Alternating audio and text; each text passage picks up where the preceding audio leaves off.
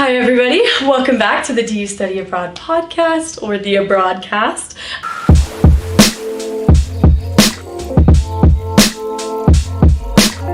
My name is Kenna, and today I'm interviewing Etsub. I'm Etsub Kabada. I'm a sociology major here at DU and a socio-legal studies minor, and I studied abroad in London, fall quarter, City of London University, St. George's.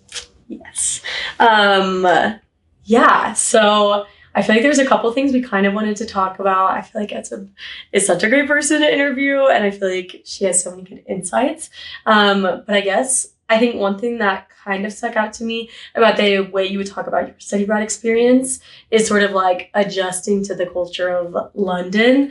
Because I think not everybody realizes that even if you're in the UK, it is still like a whole different culture that you do have to adjust to. So I don't know if you want to talk about that. I definitely went to the UK because I was like, they speak English, it's easier for me. I didn't really want to learn another language, and I felt more comfortable going somewhere that's with the same language, and I knew that just the aesthetic-wise, that was something I liked. But then even when I went there, I realized there were some things that I actually wasn't prepared for, especially like one thing, maybe like public transportation. I commuted a lot here in Denver, but their commuting is like very hardcore. Like everyone does it. It's not something like either you do it or you don't. Like you can't get around without taking the bus or train and stuff like that. So that was something for me. And then just like teaching myself like just the ways of it, and like I didn't want to stay too much in my own bubble and like my own comfort level. So I like went out, made British friends, which I'm like super proud of, because then I have people who I can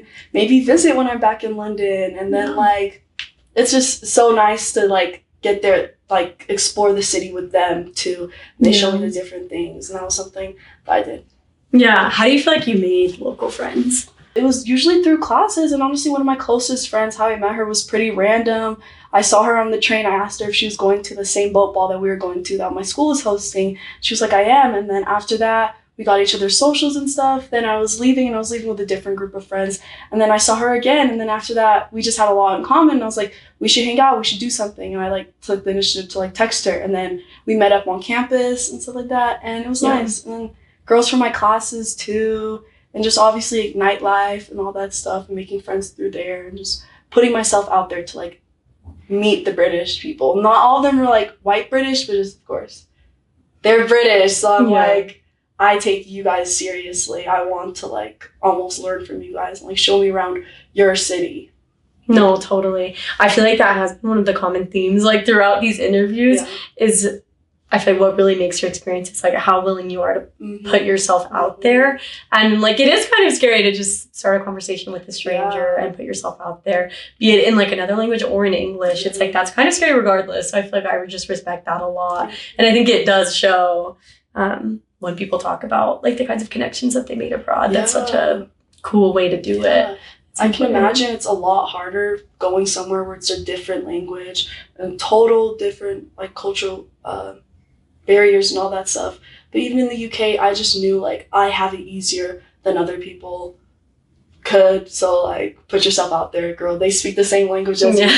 We're going to the same classes. They're interested in the same things as you. So Oh, that's really cool. Do you feel like other than transportation, like do you feel like there were aspects of like culture shock that you experienced, or other ways that were kind of hard to adjust? Honestly, the weather was a big thing. I realized that seasonal depression is a thing, and it does have an impact on me, and like not getting as much sunshine that I get in Colorado. But I was also prepared for like snowy weather, so I was dressing in snowy weather.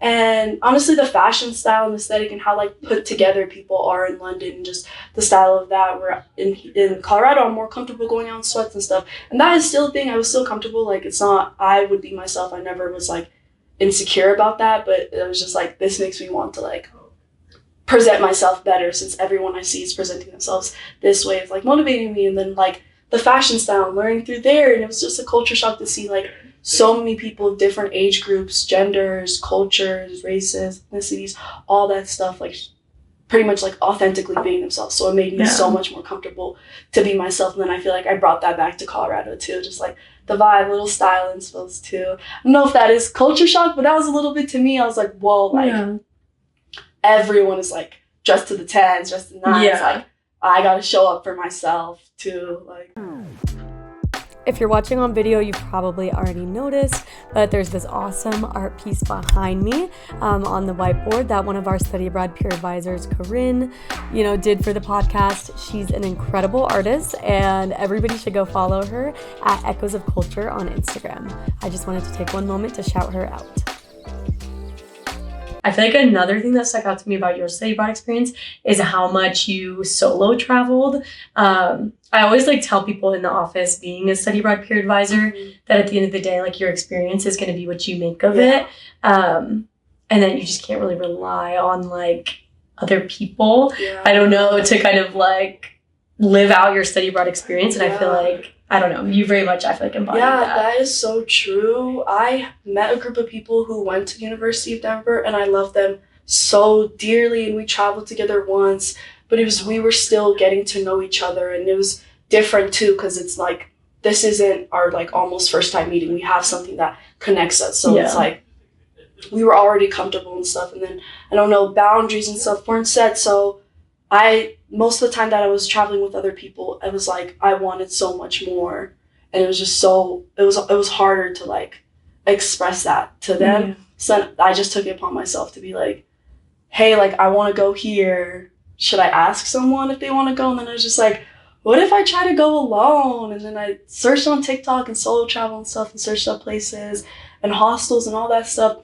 And it was so much fun. Those are the moments that I just look back on, and I'm because it's literally just you only know one person. If I meet someone from a hostel, I only know them for 24 hours or 12 hours.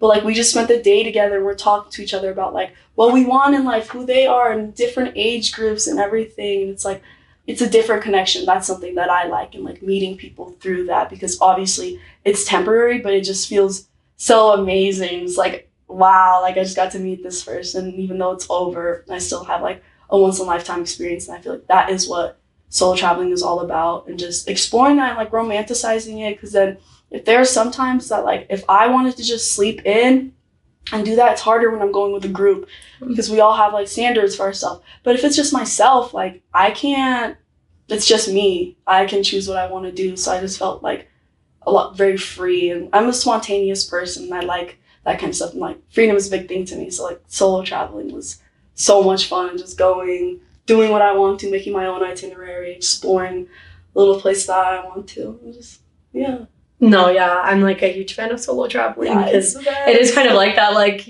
you can really tailor your experience to be exactly what you want. And there's something so fun about, I did get to go on trips with, a bunch of people from my program, and that's super fun too. But it is a lot of work to coordinate, and it can be hard to just all get on the same page about what you want. So it's at the end of the day, if you want something, it's as long as, if you're in an environment that's safe and you have the ability to go solo travel, then it's I think it's a really cool opportunity. Definitely in Europe, it's very safe to solo travel. A lot of people that I met were also solo traveling. That was the most shocking thing to me. I was I thought everyone was going to be here, we're friends. They're no, I'm here to meet people too. And I was oh, okay, we're on the same vibe right now. Let's do this together. And at times, I think it was in Venice when I met someone in my hostel, and she was an older woman. She was in her 30s and stuff, but I just realized she was a Black woman also, so I already felt a little more comfortable with her. And then we just ended up spending the entire day together, and she has she works for the UN, and it was so cool. Then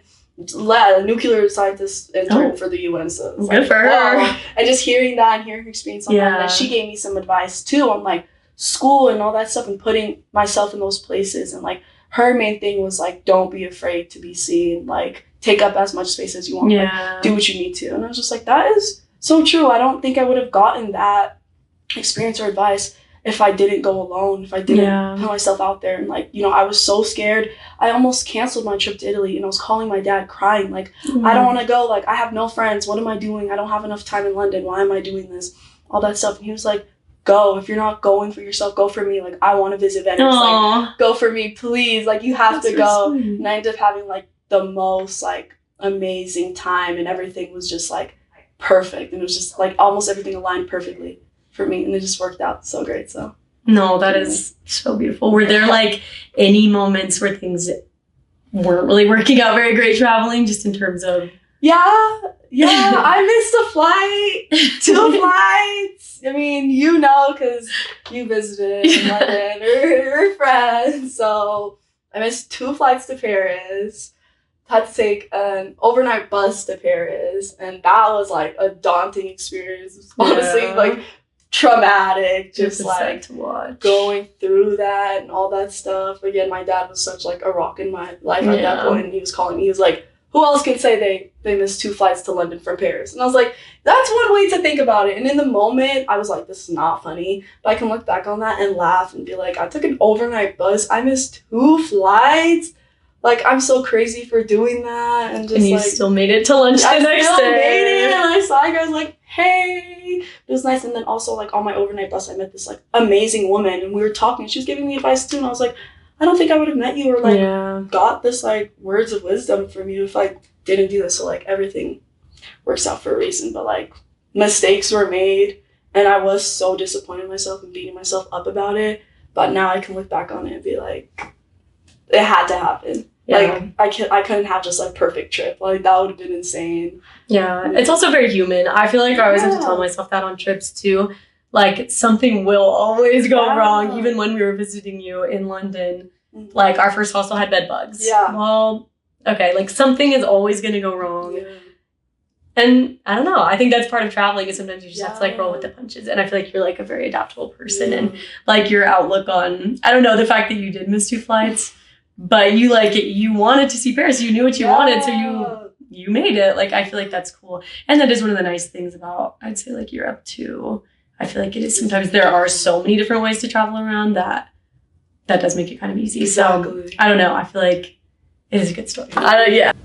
All right. So I've been finishing off the podcast by asking everyone if you had a piece of advice or like a couple pieces of advice for DU students about to go study abroad. What would they be? Honestly, my advice to DU students going abroad would be put yourself out there, get comfortable with not being comfortable, like let yourself be uncomfortable. I feel like everyone says this, but it is so true. And try to make a friend everywhere you go. If that's a British friend, if you're in London, it's easier because they speak English, or an Italian friend in Italy. Anywhere you go, just try to meet someone new, because you can still have those people in your life, and it's so nice to look back on experience and have someone that you can tie that back to. And and it's a form of networking too, so if it comes with internships and stuff like that, keep those friends and keep those contacts. Very true. Well, thank you, Etsub, and thank you for tuning in to the DU Study Abroad podcast.